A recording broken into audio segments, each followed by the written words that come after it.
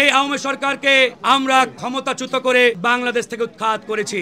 এরপরে ছাত্র জনতা সেই গণঅভ্যুত্থান পরবর্তী সময়ে বাংলাদেশ পুনর্গঠনে একটি ডক্টর মোহাম্মদ নেতৃত্বে অন্তর্বর্তীকালীন সরকার গঠন করা হয়। অন্তর্বর্তীকালীন সরকারের কাছে জনগণের প্রধানতম প্রত্যাশা ছিল এই সরকার ক্ষমতার চেয়ারে বসে সর্বপ্রথম গণহত্যার বিচার সম্পূর্ণ করবে এবং গণহত্যায় অভিযুক্ত ফ্যাসিস্ট আওয়ামী লীগকে নিষিদ্ধ করবে। আহত এবং যারা হয়েছেন সেই শহীদ ভাইদের তালিকা করে শহীদ পরিবারের সদস্যদেরকে পুনর্বাসনের ব্যবস্থা করবে।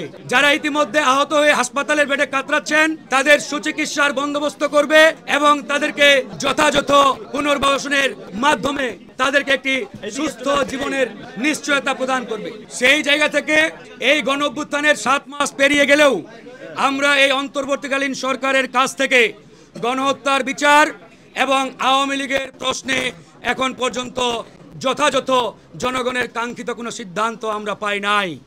এই জায়গায় আমরা দেখতে পাচ্ছি এই অন্তর্বর্তীকালীন সরকার প্রত্যক্ষ এবং পরোক্ষ একটি রাজনৈতিক দল গঠনের পিছনে ভূমিকা রেখে যাচ্ছে।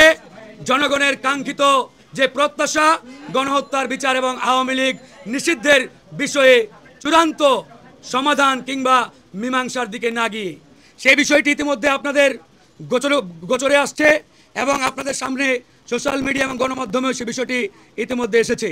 আরেকটি বিষয় ইতিমধ্যে দেখেছেন, এই সরকারের যে সকল উপদেষ্টা দায়িত্বে রয়েছেন এই উপদেষ্টারা প্রকাশ্যে একটি নির্দিষ্ট রাজনৈতিক দলকে তারা সরাসরি অভিনন্দন জানাচ্ছে এবং তাদেরকে নানাভাবে সহযোগিতার মাধ্যমে তাদের যে নিরপেক্ষ স্থান বা জায়গা সেই জায়গাটি তারা ইতিমধ্যে হারিয়েছেন।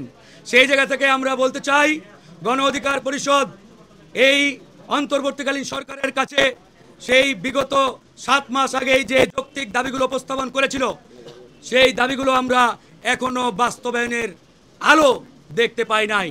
সেই বাস্তবায়নের আলো না দেখাতে গণ অধিকার পরিষদ অনেকটাই হতাশ হয়েছে এবং সেই জায়গা থেকে আমরা বলছি যে অন্তর্বর্তীকালীন সরকারের কাছে জনগণের যে প্রত্যাশা যে আকাঙ্ক্ষা এই আকাঙ্ক্ষা তারা আদৌ বাস্তবায়ন করতে পারবে।